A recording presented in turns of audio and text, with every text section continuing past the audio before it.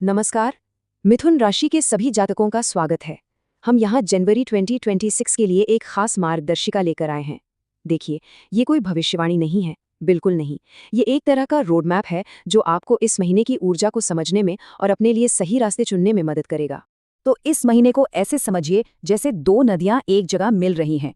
एक तरफ बाहर की दुनिया है, नए नए मौके, अवसर जो आपको बुला रहे हैं, और दूसरी तरफ आपके अंदर की आवाज है जो थोड़ा रुक कर आत्मचिंतन करने को कह रही है। यही वो वक्त है जब आपके कर्म और आपकी समझ दोनों मिलकर आपके आगे बढ़ने का एक नया संगीत तैयार करेंगे। चलिए एक नजर डालते हैं कि हम इस सफर में आगे क्या क्या जानेंगे। सबसे पहले हम इस महीने के ओवरऑल एनर्जी को समझेंगे, फिर परिवार, रिश्ते, करियर, लव लाइफ और हेल्थ पर बात करेंगे। और हाँ, आखिर में कुछ खास उपाय भी हैं जो इस पूरी ऊर्जा को सही दिशा देने में आपकी मदद करेंगे। तो सबसे पहले इस महीने की ऊर्जा। कई बार हम सोचते हैं कि महीना उतार चढ़ाव से भरा होगा, लेकिन इस बार इसको ऐसे मत देखिए। इसे एक पावरफुल कॉम्बिनेशन की तरह देखिए। ये ऊर्जा आपसे बैलेंस मांग रही है, आपसे कह रही है कि आप सचेत होकर चुनाव करें, क्योंकि अंत में दिशा तो आपको ही तय करनी है। और इसकी सबसे बड़ी वजह क्या है? आपका रूलिंग प्लैनेट बुध, मर्क्यूरी, इस महीने बहुत ही पावरफुल पोजीशन में है।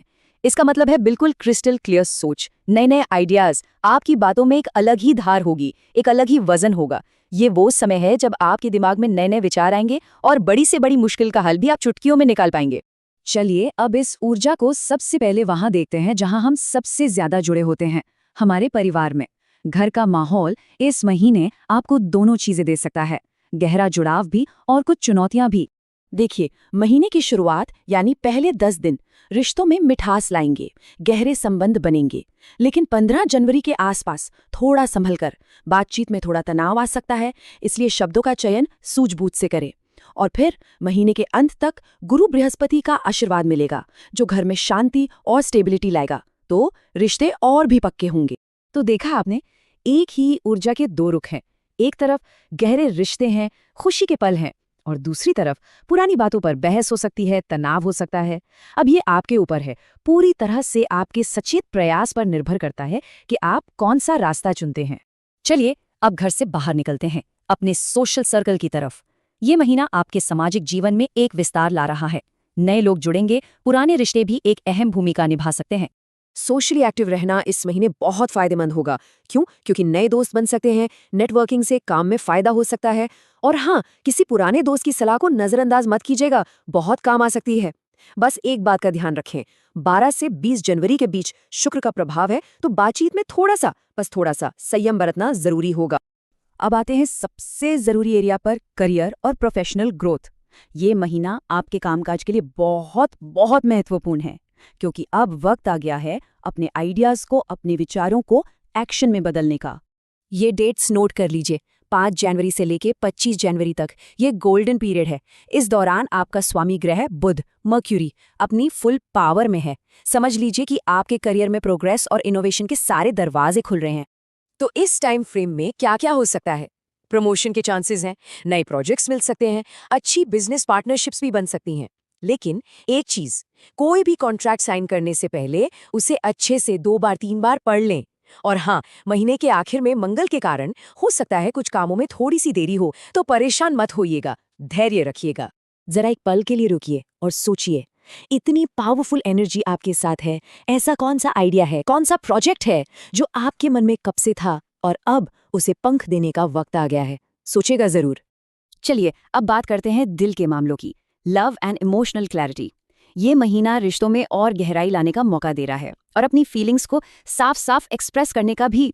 जो लोग सिंगल हैं, उनके लिए 10 से 18 जनवरी के बीच किसी नए इंसान से मुलाकात हो सकती है। और जो लोग ऑलरेडी रिलेशनशिप में हैं, उनके लिए महीने का मिड पार्ट यानी मध्य क्लियर कम्युनिकेशन की मांग करता है। फिर महीने का अंत रोमांस और गहरे कनेक्शन के लम्हों से भरा हो सकता है।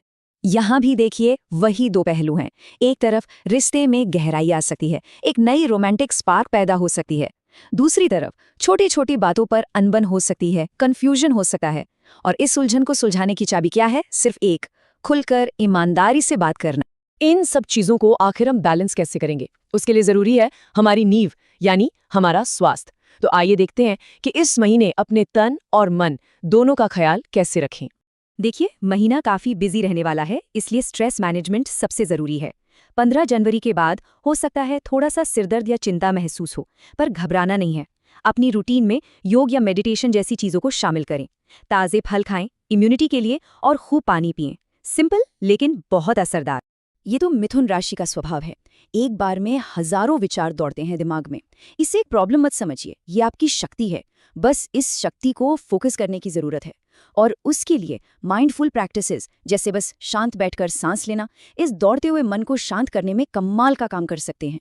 तो आइए आखिर में कुछ बहुत ही सरल लेकिन बहुत गहरे प्रैक्टिसेस की बात करते हैं। ये कोई जादुई चमत्कार नहीं है, ये टूल्स हैं आपकी एनर्जी को फोकस करने के और महीने की पॉजिटिव वाइब्रेशंस के साथ खुद को अलाइन करने के। तो ये 3 उपाय 3 अलग अलग एरियाज को बैलेंस करते हैं। बुध के लिए बुधवार को हरे रंग के वस्त्र पहने और ओम बुधाय नमः का जाप करें। इससे आपकी सोच और वाणी में स्पष्टता आएगी। परिवार में सुख शांति के लिए रोज सुबह तुलसी को जल देकर ओम गंग गणपते नमः का जाप करें। यह हर बाधा को दूर करता है। और प्रेम और स्वास्थ्य के लिए शुक्रवार को मंदिर में सफेद गुलाब अर्पित करके ओम शुक्राय नमः का जाप करें। ये जो अभ्यास हैं, ये बहुत सिंपल हैं लेकिन बहुत पावरफुल हैं। ये आपके इंटेंशन को, आपकी मंशा को एक जगह फोकस करते हैं और पॉजिटिव एनर्जी को आपकी तरफ आकर्षित करते हैं। और अगर इस पूरी चर्चा से सिर्फ एक बात आपको याद रखनी है तो वो ये है, असली शक्ति भविष्यवाणी में नहीं है, असली शक्ति आपके सचेत चुनाव में है। कुछ भी पहले से लिखा हुआ नहीं है, हर कदम पर चुनाव आपका है, और यही सबसे बड़ी ताकत है। तो इस जनवरी जो अवसरों से भरा हुआ है, आप अपनी इस अनमोल ऊर्जा को कहाँ इन्वेस्ट करना चुनेंगे? ये सवाल अपने आप से जरूर पूछेगा। चुनाव हमेशा आपका है। शुभकामनाएं।